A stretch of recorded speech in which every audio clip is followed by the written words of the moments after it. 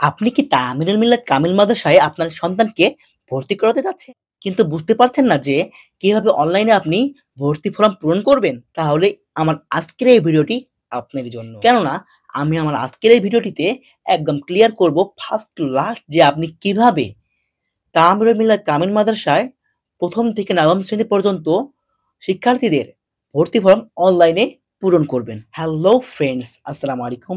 আশা করি আপনারা সকলে ভালো আছেন।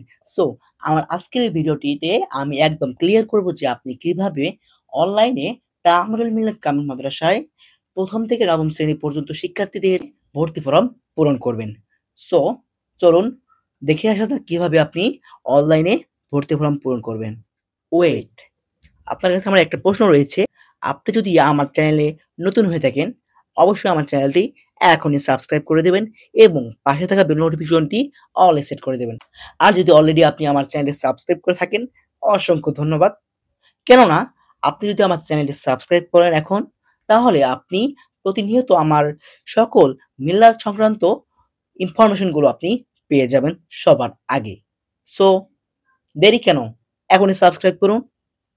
আর চলুন দেখে আসি কিভাবে অনলাইনে ভর্তি ফর্ম পূরণ করে। প্রথমে আপনি চলে যাবেন ক্রোম ব্রাউজারে। তারপর আপনি সার্চ বারে গিয়ে সার্চ করবেন tmt.edu.bd। সার্চ করার পরে আপনি ইন্টারে প্রেস করবেন। তারপরে লোড নিচ্ছে আমার এখানে। তারপরে মিল্লাতের ওয়েবসাইটে চলে যাবে। দেন আপনি নিচে আসবেন। আসার পরে অনলাইন অ্যাডমিশনে ক্লিক করবেন। ক্লিক করার পরে এখানে দেখতে পাচ্ছেন শিশু থেকে 9 অ্যাডমিশন 2026 সেশন, এই জায়গাটাতে ক্লিক করবেন।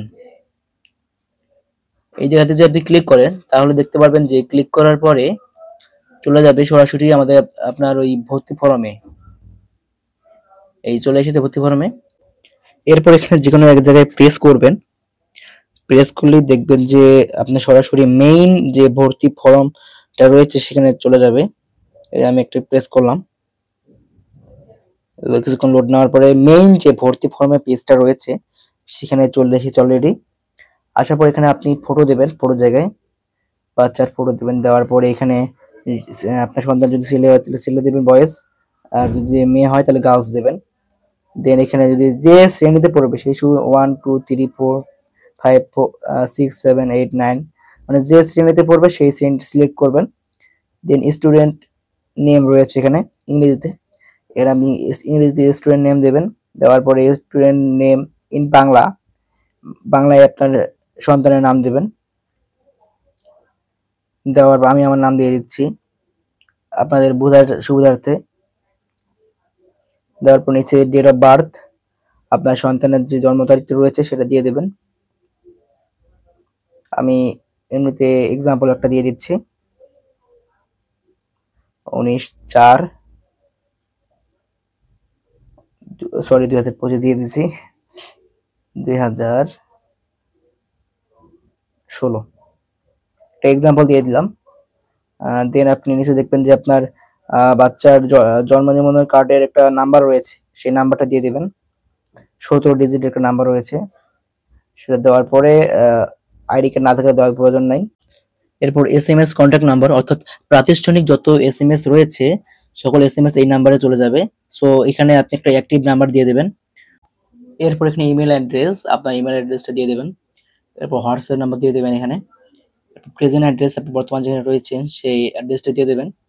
দেন এখানে পার্মানেন্ট অ্যাড্রেস, আপনার পার্মানেন্ট অ্যাড্রেস দিয়ে দেবেন। তারপরে হচ্ছে এখানে আপনার ফাদার্স ইনফরমেশন, এরপর হচ্ছে এখানে ফাদার্স নেম দিয়ে দেবেন, ফাদার্স নেম বাংলায় ইংরেজিতে। তারপরে হচ্ছে ফাদার্স কন্ট্যাক্ট নাম্বার দিয়ে দেবেন, father's occupation, father's NID number. এরপর হচ্ছে ফাদার্স ইনকাম টেক পার ইয়ার, অর্থাৎ হচ্ছে প্রতি বছর বাবার ইনকাম কত হয়, বাৎসরিক ইনকাম সেটা দিয়ে দেবেন এখানে। দেওয়ার পরে হচ্ছে নিচে আপনার হচ্ছে মাদার্স ইনফরমেশন আছে। এরপর হচ্ছে মাদার্স ইনফরমেশনটা পূরণ করতে হবে। মাদার্স ইনফরমেশনে সেম ভাবে বিদ্যালয় যেমন দিয়েছেন সেম ভাবে দিতে হবে। এখানে হচ্ছে মায়ের নাম হচ্ছে ফার্স্ট টাইমে ইংরেজিতে দিতে হবে, ইংলিশে দেওয়ার পরে নিচে হচ্ছে মায়ের নাম হচ্ছে বাংলায় দিতে হবে। বাংলায় দেওয়ার পরে আবার নিচে দিতে হবে মায়ের মোবাইল নাম্বার। মায়ের মোবাইল নাম্বারটা দিয়ে দেবেন সুন্দরভাবে, যেটা অ্যাক্টিভ নাম্বার সেটা দিবেন। দেওয়ার পর আছে মাদার্স অকুপেশন, মা কি করে সেই ইনফরমেশনটা দিয়ে দেবেন। দেওয়ার পরে আবার সেম ভাবে বাবার মতনই মায়ের এনআইডি নাম্বারটা দিয়ে দেবেন। আর নিচে আছে মা যদি ইনকাম করে থাকে তাহলে ইনকামটা দেবেন, আর যদি ইনকাম না করে তাহলে দেওয়ার কোনো প্রয়োজন নেই। এরপর হচ্ছে নিচে দেওয়া আছে লোকাল গার্ডিয়ান, এরপর হচ্ছে লোকাল গার্ডিয়ানের ইনফরমেশন দিতে হবে, অর্থাৎ মাদ্রাসার আশেপাশে যদি তার কোনো আত্মীয় থাকে তার নাম দিবেন লোকাল গার্ডিয়ানের জায়গায়। দেওয়ার পরে এখানে নিচে হচ্ছে রিলেশন, তার আত্মীয়টা অর্থাৎ হচ্ছে তার সাথে সম্পর্ক কি বাচ্চার সেই সম্পর্কটা দিয়ে দেবেন। এরপর হচ্ছে তার আত্মীয়টার যে আত্মীয় তার এনআইডি নাম্বার দিয়ে দেবেন, তার কন্ট্যাক্ট নাম্বার দেবেন এবং তার অ্যাড্রেস যেখানে থাকে তার অ্যাড্রেসটা দিয়ে দেবেন।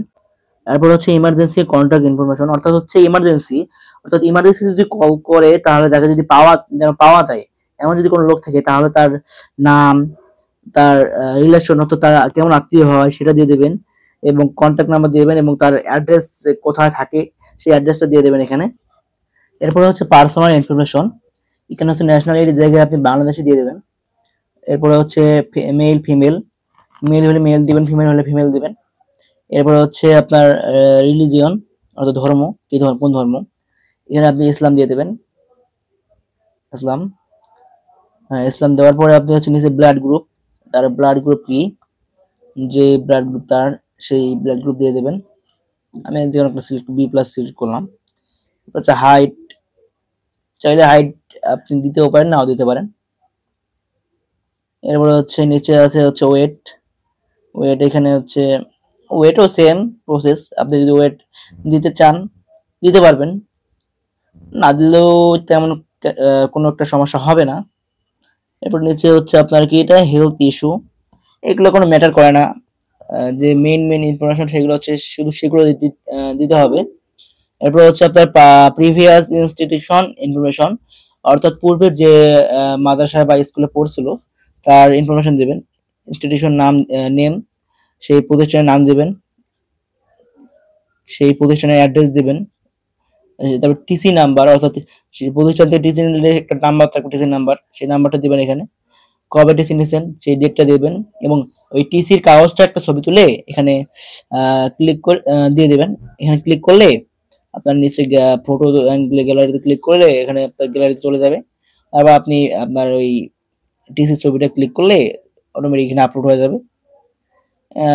এরপরে হচ্ছে একাডেমিক রেকর্ডস, অর্থাৎ হচ্ছে সে এখানে একাডেমিক রেকর্ডটা অত ইম্পর্টেন্ট না। সো আপনি এখানে নিচে সাবমিট অপশন আছে, সেই সাবমিট অপশনে ক্লিক করে আপনি আপনার এই ফর্মটা সাবমিট করে দেবেন।